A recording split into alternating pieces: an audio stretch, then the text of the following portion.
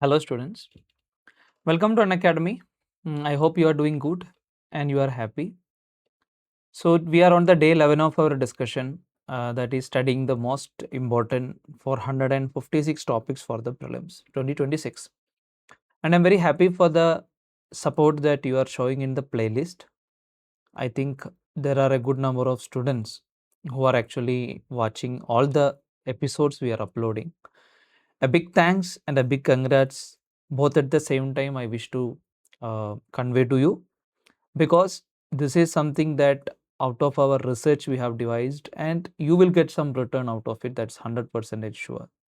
So we'll go proceed with the today's discussion. Today we have two important topics to discuss, as you must have always had in the prelims exam.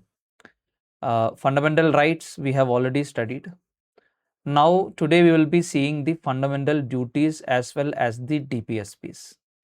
So, again, our sessions will not be of a very theoretical, even though it is theory, but we will be going more into kind of logical deduction of why something happened. For example, when we say we have borrowed fundamental duties from the Soviet Union. So, what was the reason? Or when we say DPSPs were borrowed from the Irish Union or Ireland, what what is the logical idea behind it?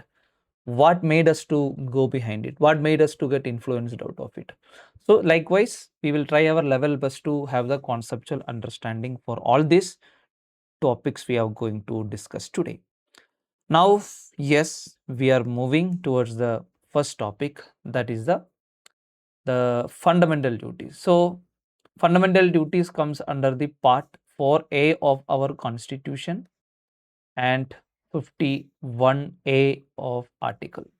Now, little bit about the core philosophy of this particular fundamental duties, why it was actually included in the constitution. Was it a part of our constitution since the beginning, or since the inception of our constitution? These are the basic idea. So you have to understand the time in which this particular fundamental duties were brought into the constitution. As you all know, 1976, and 1976, what was the who was the prime minister? Indira Gandhi was the prime minister, right? And then you can already guess that this was the time where the emergencies were applied, and in the national emergencies were applied, and the government had to rethink about whether the rights or the fundamental rights that we have given for the to the people, should it be compensated with some fundamental duties also.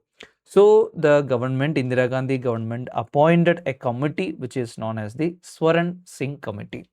Now, this Swaran Singh Committee is responsible for recommending these fundamental duties, and we have inspired from this of USSR, right? So Soviet Union's constitution have a special feature, that is, it is not just talking about the rights, it at the same time parallelly it also talks about the duties also. So for that reason we have got inspired from the USSR. Now Swaran Singh Committee in 1976, they have recommended, right? Now how many fundamental duties were there? This is important. How many fundamental duties were there at the time of insumption, like when we inserted fundamental duties into the constitution in 1976? There were 10 fundamental duties. There were 10 fundamental duties with the constitution, right? This you have to remember. Then when was the amendment happened? The amendment happened in the year 2002 through the uh, through the that was the only amendment that happened. That was in the 2002. Okay, so the 42nd Constitutional Amendment Act added Part 4A and Article 51A. This was the first time that fundamental duties were made part of the Constitution. Okay, so you have to, one thing that you remember, it was not since the inception of the Constitution, and Swaran Singh Committee was the main reason for that. Now, understand one thing, you may get confused here. For example, the statement may give fundamental duties are applicable to both citizens as well as the foreigners who are residing in India. Now, you may have a thought process that fundamental duties means respecting the country, respecting the symbols of, respecting the national flag. So, if someone is living in our country, yes, definitely they should also go with that kind of, code and conduct. And then you will overthink that if we are going to some countries like Saudi Arabia, then there we have to follow whatever the government has made some rules and regulations. So yeah, it will also be correct, right? But we have to be very careful. These things are confined to the citizens only. Okay, it is not applying to foreigners. See, even though there is nothing just justiciable out of it, okay, but in some cases government will come up with some act to give life to this fundamental duties. Okay, so that we will discuss later. So but first thing to be very clear is that yes, it is not applied to any foreigners. Okay, now when we are talking about these duties or the fundamental duties, it is a mix of moral duties as well as civic duties, which means as a person, as a citizen, what we the duties we should have, and we should spread the traditional values, the practices. This is what the nature of duties we talk in fundamental duties. So I have told you Swaran Singh Committee recommended 10 fundamental duties, but later one fundamental duty was added. So right now we have 11 fundamental duties, and the latest addition, that is the only amendment that happened, was in 2002. Okay, so this is about the initial thing. And same like the DPSPs that we are going to discuss, these fundamental duties are also not justiciable. You can't go to court and say that okay, or this was, but here this is fundamental duty, right? So citizens don't have any much scope to go to court, right? It is on the because once it is set as a duty, it is you have to do the duty. So for example, no one will go to the court and say that if you are very much sincere and honest, yeah, that may happen. You will not go to the court and say that I didn't respect the national anthem, please punish me. So here basically government can punish, right? But since it is not brought under the justiciable concept, government cannot punish you. Okay, now but in any case, if government feels like okay, this fundamental duty is very much of importance, so that we need to give some or bring some particular act to give life or some kind of legal perspective to any fundamental duty, that is possible. So that was already happened when the government actually brought with many like for example the prevention of insults to National Honor Act. So some acts can be brought by the government, so through that only you will be punished. Okay, so that is what. So what ultimately what is the like what is the idea or what was the essence of adding it? Because it is a judicial aid when the constitution is being represented in the court, or to understand the constitutional validity of a law, this can be set as a aid or a guide. Okay, so that is about the legal status and the enforcement. It is not justiciable. Okay, now talking about the fundamental duties, 11 fundamental duties. 51A, abide by the constitution, respect its ideals, institutions, national flag and national anthem. So it all talks about the ideals and the symbols of our country. And 51B talks about the noble ideas and the history of our national freedom, of national struggle for freedom. Then 51AC talks about the sovereignty, unity and integrity of India. And 51AD talks about defending the country and render national service when called upon. Understood? So see, if this is made justiciable, see, you have to go for sure. If government calls you, you have to go for sure. So that is what the beauty of our constitution. It always keep a check and balance. It is at the end of the day, when we studied in the very basic chapter, that constitutional government means it is limiting the government basically. So here also the complete essence of constitution will not give any arbitrary power to the government. That is why fundamental rights had been made justiciable and fundamental duties are not made justiciable. Okay, then 51AE, it talks about harmony and brotherhood.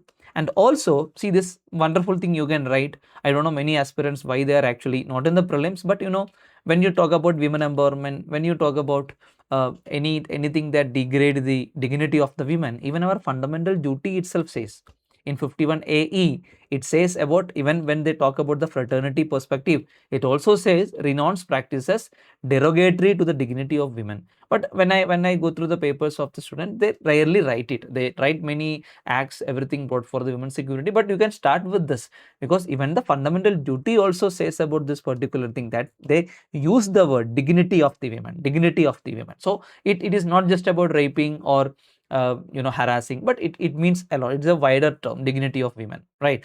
And 51F talks about rich heritage of our composite culture. Here also, remember the word. See, all the words used in the constitution, it has been used very wisely. Okay, so composite culture, which means that we are not a single culture we are not having. We have different culture, right? So all these things have to be preserved and the value should be paid. 51AG talks about improving the natural environment or the forest, lake, river, wildlife, and compassion for the living creatures. Then 51AH talks about scientific timber, humanism, and the spirit of inquiry and reform. Then 51A says that yes, the citizen should move away or keep away from the violence, as well as making harm to any public property. Then 51AJ talks about towards excellence in all spheres to raise the nation to higher levels of achievement. 51AK, here it comes as a fundamental duty. So similar lines you will hear something in the DPSP also. Okay, so here you have to understand, here this fundamental duty, when you talk about the education between 6 and 14, it is actually talking about the duty of a parent. Understood? Duty of a parent. So as a parent it is the duty, but in DPSP you can see it is a direction towards the state. Okay, so we will see that many students get confused. So here in the fundamental duty, it is a duties being shown to the parents or the guardians who have children, to send them to educational institution or provide educational opportunities from 6 to 14 of the age. So this is about the fundamental duties. So fundamental duties we have borrowed from Soviet Union, because Soviet Union have both rights and duties. And the time period, yes, during the emergency, and when Indira Gandhi was the Prime Minister, and the committee who was responsible for this was Swaran Singh Committee, and they have first recommended 10 fundamental duties. Later we added the 11th fundamental duty, which talks about the giving education to the children from 6 to 14, and that was brought in the 2002 in the 86th amendment. So this 86th amendment, DPSP also had an implication in the same 86th amendment. DPSP also had an implication that we will discuss what is it.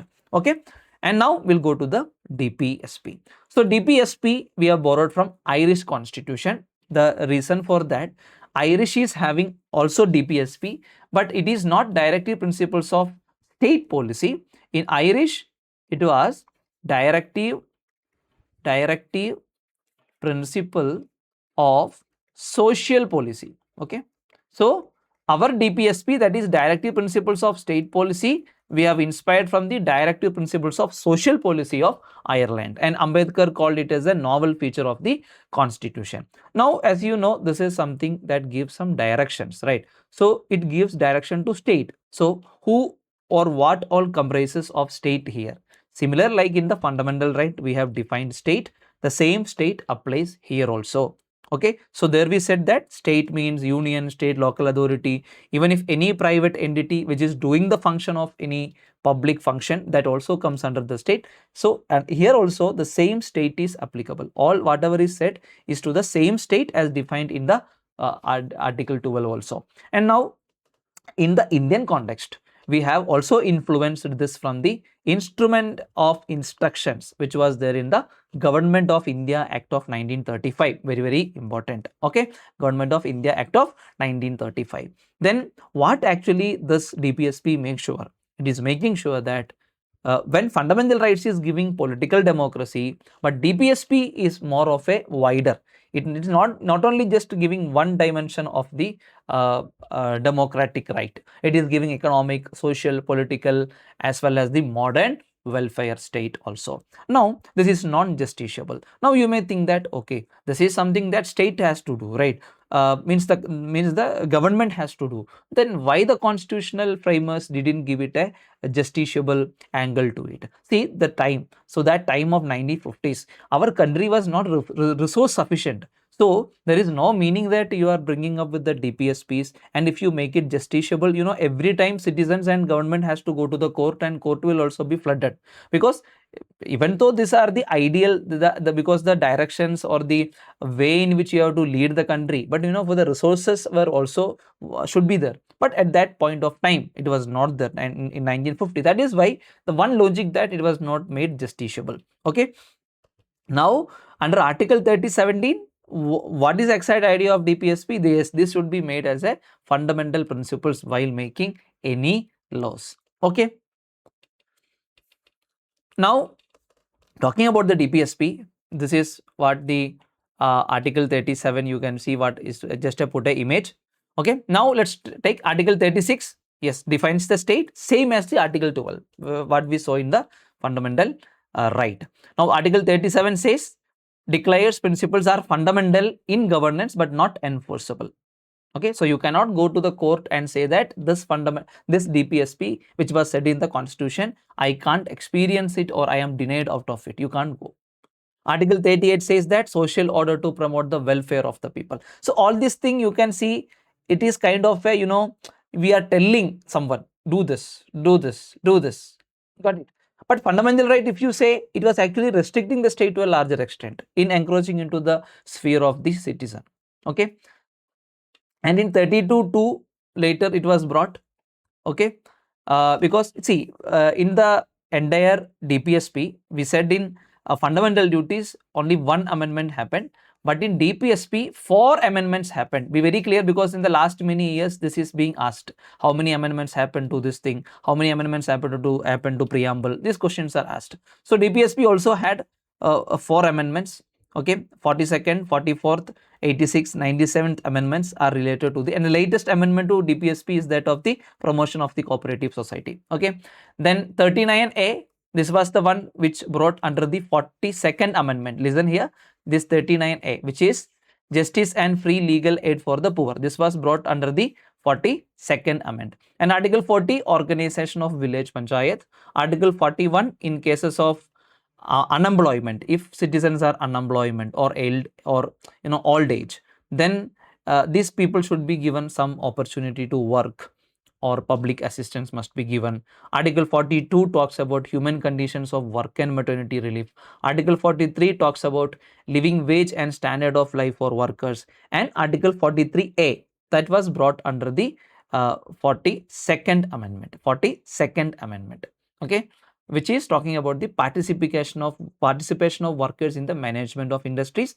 And 43B, which was brought in the 97th amendment, that is the promotion of the cooperative society. So here you have to study the amendments, the 4 amendments, and what all the things that were added through the amendments. And Article 44, which is very famous and which has been discussed by the court.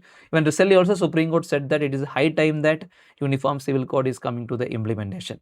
Then Article 45, I told you now, when we discussed in the fundamental duties, we have told that 86th amendment, that was the only amendment that happened to the fundamental duties with reference to the education, right? Now here also, when it came, and we have brought 21A, right, to education, one change also happened here.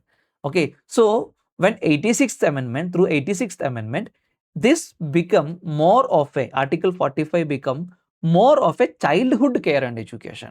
That made complementary for the, not complementary, that made a direction for the state. In fundamental duty, it was on the parents.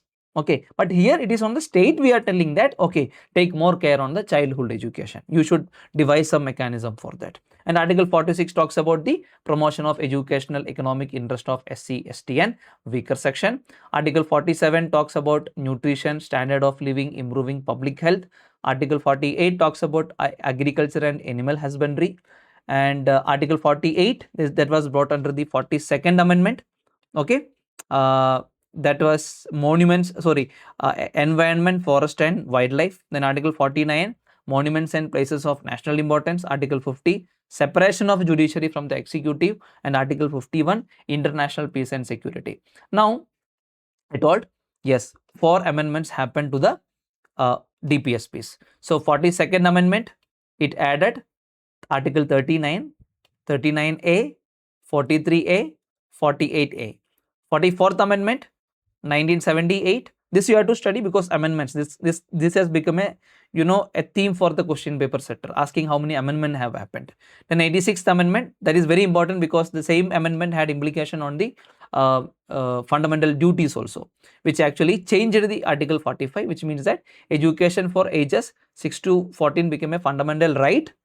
So this article 45, when it became a fundamental right, 45 fifth article amended to giving child care, education and attention. And the latest one was 97th amendment in 2011, where article 43b, that is for the cooperative societies, were given.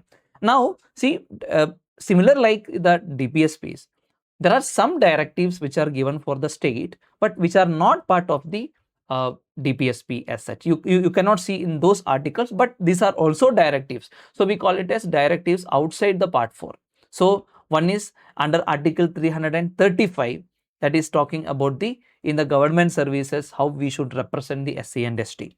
Article 350A talks about the instruction in mother tongue at the primary level, which also been emphasized by the new educational policy, national educational policy of 2020. And article 351, development of the Hindi language. So there can be a question, what are the directive principles of state policy, or what are the directives outside the DPSP? So be very careful. They are not asking DPSP as such, but there are some other directives which are outside the DPSP, which are asking follows. Now we classify this DPSPs into few categories. For example, we classify into welfare state. Whatever the DPSPs we discussed, it can be classified to welfare state. It can be classified to Gandhian principle and modern state focus or liberal ideology. Now having said this, what I will tell you some tricks to remember this, and there are many times questions I have asked also, which among the following are socialistic principles of DPSP. So you can read this: welfare by securing a social order. There is no doubt, definitely the word social is there. Livelihood, resource distribution, yes, that comes under the social perspective only. Equal justice and free legal aid, right to work, education, just humane work conditions, living wages and decent standard of life, participation of workers in management, race, nutrition level and public health. So all these have a touch of the socialistic principle or a welfare state. So this is coming under the socialistic principle. Now come Gandhian principles, very important. Many times they have asked. So Gandhian principle, you remember G, grassroots.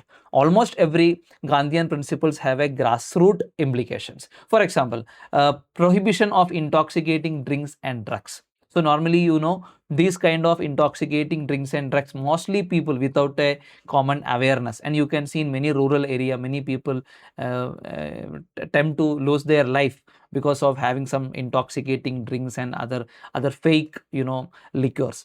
So you just understand in that way, and then you read it. Village panchayat, grassroots level.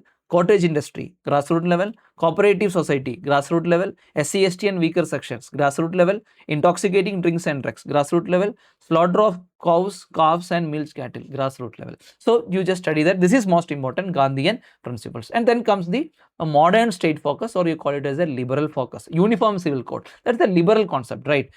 There should be a single law. That's a liberal concept. Early childhood care, children below 6. Yeah, definitely, because this kind of early childhood care was not below children, for the children below 6 was not in India, right? Normally we used to send our children way back at the age of 8 or 9, but this was something practiced. Early childhood care was practiced in many modern countries. Then scientific agriculture and animal husbandry, environment, forest and wildlife protection, monuments of national importance, separation of judiciary from executive, promotion of international peace and security. All these comes under the modern state focus. So in my opinion, you study this Gandhian principles. So at least most of the time, this is what it is being asked in the question paper. So if you know this, if any other options come, at least you can guess it is not Gandhian principle, but some others. So here is a tip. If a socialist filter is there, which talks about workers, livelihood, money, that will be socialist principle. And if anything is telling like a traditional concept of our Indian villages, or anything that of a social reform, panchayat, cows, alcohol prohibition, then it is related to Gandhi.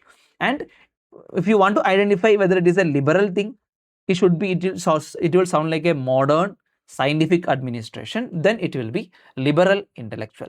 So dear students, I have tried my level best to make it easy for you to learn and understand the logic and the reasoning behind our in fundamental duties as well as the DPSPs. So I hope it is clear to you, and we'll meet in the next section very soon. So thank you. Let's crack it.